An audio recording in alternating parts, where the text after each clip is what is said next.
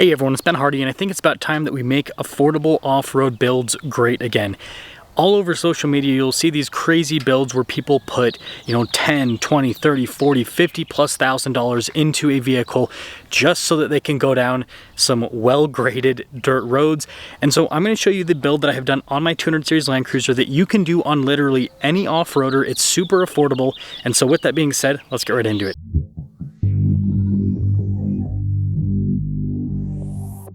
Now, the 200 Series Land Cruiser itself is definitely not an affordable off-roader by any means. However, like I said, the build that I have completed on this, well, not fully completed. There's one more item I'll be adding. I'll talk about that a little bit later. But anyways, the build so far can be done on literally any car. Like pretty much all the parts that I have on this car, you could just swap over to any car.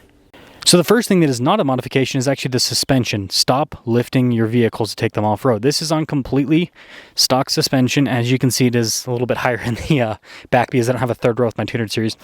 I've got less than 9 inches of ground clearance, and I've had 0 issues. What I've noticed with driving a car off-road that doesn't have a ton of clearance and is on stock suspensions, you just have to drive a little bit slower. And you just have to pick your lines a little bit more carefully so that you don't scrape things underneath. And as of right now, I have yet to hit anything with this Land Cruiser off-road, and I'm not doing easy trails. I do trails that are actually pretty darn difficult. I just have to spend a little bit more time, which is fun because it makes the off-roading a little bit more difficult in a lot of ways because you don't have 20 inches of ground clearance. Now, because we don't have 20 inches of ground clearance, you're going to want some underbody protection. So skid plates, if your car doesn't have them from the factory, just get them. It's, again, very affordable to get aftermarket with most cars nowadays because there's a lot of aftermarket support for that. And that is going to fix the whole lack of clearance thing, because if you end up using your lack of clearance, well, you have a skid plate to protect you. Now, the next modification is tires. I've tested a bunch of different tires. This one has the Nitto Ridge Grapplers, and I've actually really liked these tires. I've got like 14,000 miles on these things, and you can see I still have tons of tread left, so they've been really good longevity-wise. Performance has been great, both on-road and off-road.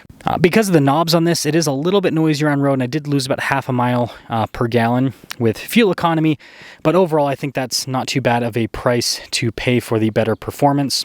And you'll probably note that these tires aren't massive. These are 275 by 70 by 17. Those are 32-inch tall tires. You do not need huge tires. Again, you got to drive a little bit slower off-road. You can still air down, by the way, if you have a smaller wheel. Like this is a 17-inch wheel.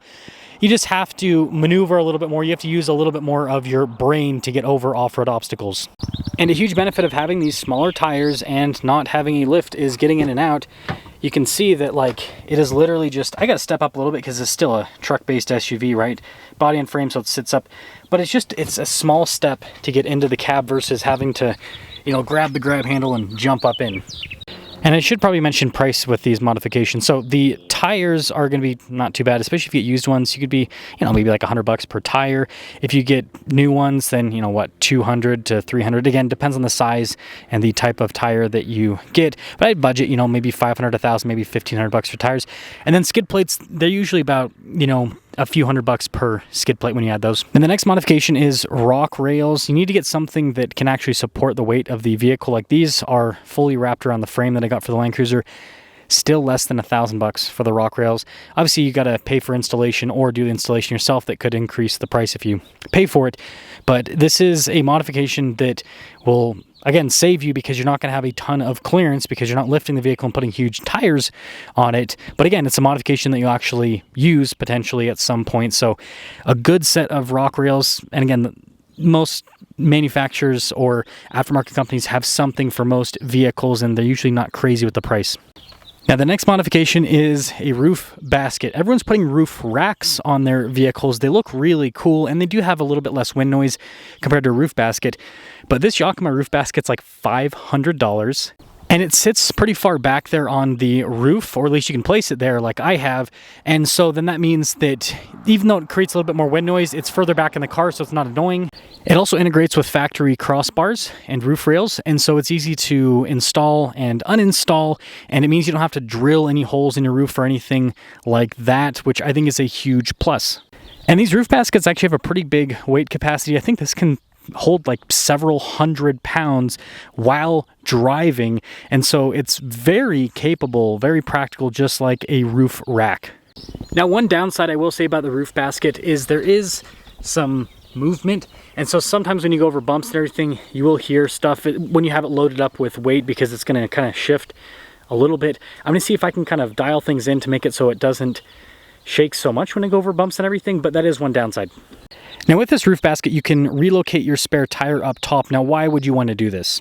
Well, no longer having a spare tire underneath means that I'm going to have a slightly better departure angle. Not a huge amount because I still have the exhaust tip there, but it does help out a little bit. But the real big benefit that I see is keeping the tire clean. This is why, you know, Jeeps and stuff have the tires mounted on the rear hatch, is to keep them clean from mud and stuff, right? You drive through mud, your spare tire's underneath your vehicle. Had this happen with my Raptor. It's so dirty that you can't really change it when you need to change it. Now, one big downside about this is, well, getting the spare tire. And this is why a lot of people have gone to the aftermarket bumpers with mounting the spare tire through that system. Basically, a swing gate system is what I see in a lot of these Toyotas and just other off-roaders in general.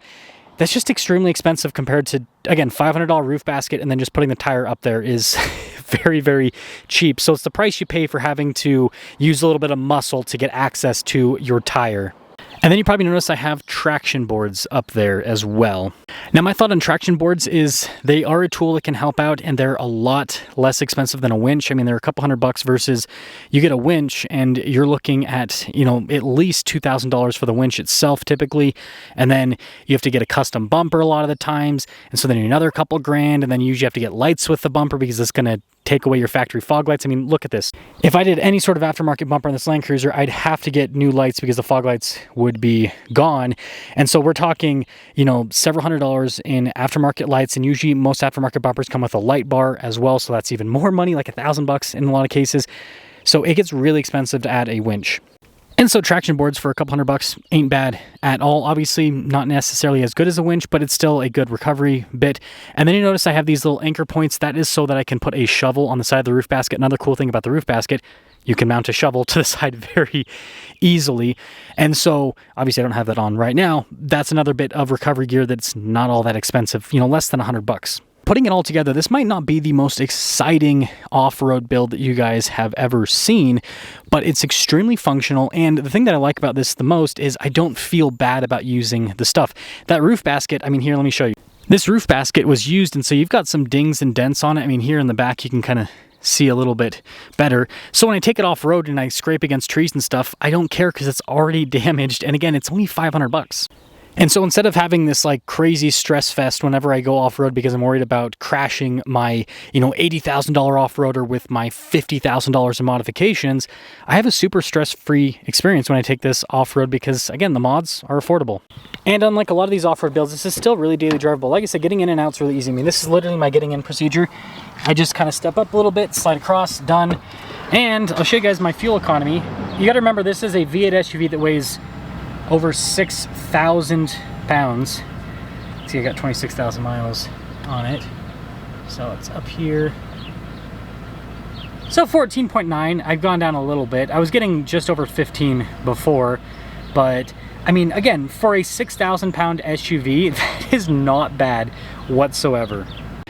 And if we actually add everything up together, this build, assuming you do some of the work yourself, is probably only going to set you back about $3,000, which is not like dirt cheap. That's still a decent chunk of change, but that's a heck of a lot less than the $20, $30, $40, $50,000 builds that we typically see pushed onto us in the off-road world. So I hope that this video convinces those of you watching to do something that's a lot more moderate, modest, like this off-road build, and to actually go and enjoy your vehicle. And again, you don't have to get a Land Cruiser to do this. You can do this on a 4Runner. You could do this on a Subaru, for goodness sakes, right? Because again, that roof basket, which is a big part of this build, you just need crossbars, roof rails, and you can put that roof basket up there. And so if you do this build, most cars, you'll be able to do like 99% of the off-roading that you want to do. You'll have just enough recovery gear, you'll be fine. And I guess on the topic of recovery gear, there's one thing that I do want to put in. If you're going to do the traction board shovel route like me, you should also get a tow strap, bungee cord, something like that. Just another nice bit of recovery gear. And then also, you know, an air compressor if you're going to be airing up and down. And Actually, let me show you guys my air compressor that I have that I use for these tires. So here it is. It's just a little mobile box air compressor. I think this makes so much sense. First off, you can air up 2 cars pretty reliably without the system getting too hot to where you start melting the hose. I know this from personal experience because I melted the stock hose that came with this and I got a new one. It's been doing a lot better. But anyways, it's reliable. You can air up. All you have to do is just use those cables to hook it up to the battery of a car. And so you can move this from car to car, which is nice rather than having something installed into your car. And it just works really well, and it goes along with the theme of being affordable. And now the final modification that I haven't mentioned yet because I don't have it on the car yet is the auxiliary fuel tank I'm adding to this. Now this is by no means affordable, but if you do have the money, it could be something that is useful and actually improves the quality of life with the car.